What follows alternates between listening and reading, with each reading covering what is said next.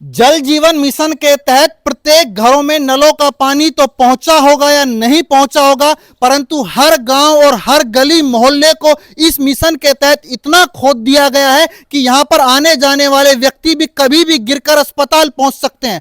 मैं पहुंचा हूं अलवर जिले के ग्राम बुर्जा में। आपको पता होगा कि यह वही बुर्जा गांव है जिसमें राजस्थान सरकार के मुख्यमंत्री भजनलाल शर्मा जब अप्रैल माह का दौरा यहां पर प्रस्तावित था, हालांकि वो आ नहीं पाए। इस प्रस्तावित दौरे के दौरान इस बुर्जा गांव को चमकाने का प्रयास किया गया था, परंतु चमकाने की तो बात छोड़िए, आज इस गांव में निकलने का रास्ता भी नहीं है। इसका परिणाम यह है कि जल जीवन मिशन के तहत यहां पर पूरी की पूरी सड़क को खोद दिया गया और सड़क को वापस से नहीं बनाया गया, जिससे बारिश के समय पूरा का पूरा आवागमन इतना बाधित हो जाता है कि आम जन यहां पर पैदल भी नहीं निकल पाता है। ग्रामवासियों का कहना है कि कई बार हम इसकी शिकायत संबंधित अधिकारियों को कर चुके हैं, चूंकि अधिकारियों को तो यहां पर आना जाना ही नहीं होता है। अगर आते हैं तो अच्छे कलर की बुलेरो में बैठकर यहां पर आते हैं, कभी कीचड़ में उतरते ही नहीं है, तो उनको इस ग्रामवासियों के दुख का तो कोई अंदाजा ही नहीं होगा। ग्रामवासियों से बात करते हैं। क्या नाम है भाऊ जी आपका? मेरा नाम रामन मिश्रा है। भाऊ जी, क्या हालत है, कब से ये स्थिति है आपके गांव की? ये साहब कम से कम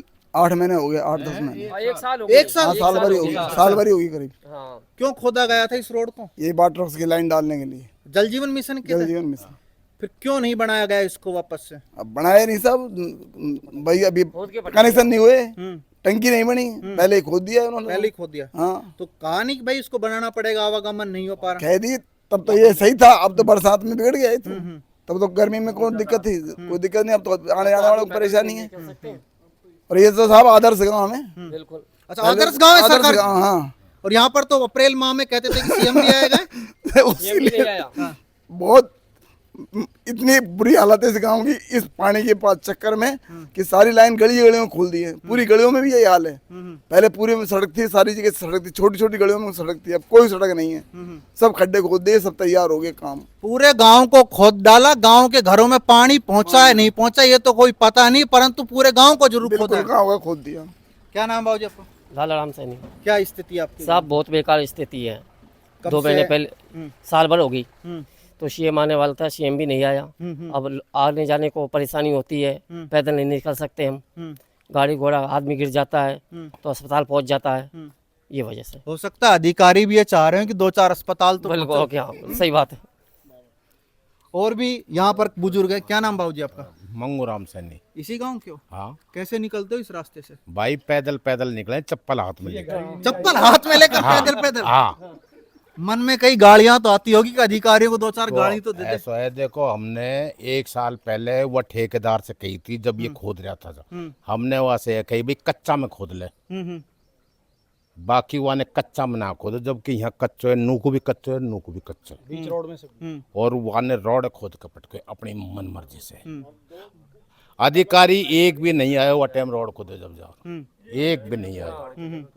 हमने खुद ने जेसीबी रुकवा दी, फिर भी वे खोद के नहीं चली गई रात को। अब यहाँ में या सड़क कम से कम 6 गाँव को जोड़ बाड़ी है। 6 गांवों की जोड़? हाँ, जो मैं सपेरावास, गुमटीवास, मदनपुरी, बजींट, MIA, गूंदपर और नंगलाचारण। सबका मेन रास्ता है। मेन रास्ता है। हाँ। बाकी आप पे कोई ध्यान ना दे रहे हो अभी तक। कहाँ शिकायतें कर दी? हम देख, जूली के पास हुआ है, MLA के पास, वाटर वर्क्स का जयन खने, अयन खने, तो रोज ही नहीं जा रहा है। और बाकी वे तो नु करे हाँ बन जाएगा, हाँ बन जाएगा, ठेकेदार से कह दी, ठेकेदार आज तक नहीं आए हो। और अब आप भी देख लो क्या हालत कैसी हो रही है। और भी लोग हैं। क्या नाम भाई साहब का? मेरा वीरू रावत नाम है। क्या स्थितियां भाई साहब, कब से हालत है, क्या सुधरने की उम्मीद नजर आ रही है? आप तो कुछ युवा भी नजर आ रहे हैं। देखो, ये जब जल जीवन मिशन वालों ने ये रोड खोद के पटक दिया था, जैसे भी बाबा बता रहे थे भाई, इन्होंने ऑप्शन दिया कि जो बीच का रोड है पक्का, इसको ना छेड़ते हुए साइड में जहाँ से कच्ची जमीन है वहाँ से आप इस पाइपलाइन को निकाल लो, इन्होंने ऑप्शन दिया था। पर इन्होंने बिल्कुल सब जगह ये हालत कर रखी है कि रोड के बीच से खोद के पटक दिया, और ये बोला कि भाई जैसे हम खोद रहे हैं पाइपलाइन दाबने के बाद में इसको हम वापस से उसी तरीके से अवस्था में करके रख देंगे। लेकिन उनको बार बार बोलने के बाद भी कोई कार्रवाई उन्होंने नहीं करी। इसको लेके ग्रामवासी जो हैं पहले ज्ञापन सौंप के आए, जयन साहब को दे के आए, PWD वालों को दे के आए, जलदाय विभाग वालों को, अयन साहब को भी दे के आए थे। और अभी हाल ही 3 दिन पहले अपने माननीय टीकाराम जूली जी जो है नेता प्रतिपक्ष, उनको सब ग्रामीण गए और वहाँ ज्ञापन सौंप के आए। तो उन्होंने हाथों हाथ सामने फ़ोन भी किया। उसका परिणाम ये हुआ कि आज इसका जो ठेकेदार था वो 3 या 4 ट्रैक्टर लेके आया मिट्टी के, और आधे घंटे में जैसे भी चला के इसकी बद से बदतर हालत करके चले गए। उनको खूब बोला भाई जिस तरीके से आप यहाँ करके जा रहे हो ये और ज़्यादा हालत ख़राब हो जाएंगी। यहाँ आप देखोगे आगे चल के यहाँ नल जो पाइपलाइन दबी हुई नल की जो आती है पानी की सप्लाई जो है उसकी लाइन भी इन्होंने तोड़ के चले गए। अब इसमें पानी और भरता जा रहा है लगातार। ये बहुत बुरी कंडीशन इन्होंने कर रखी है।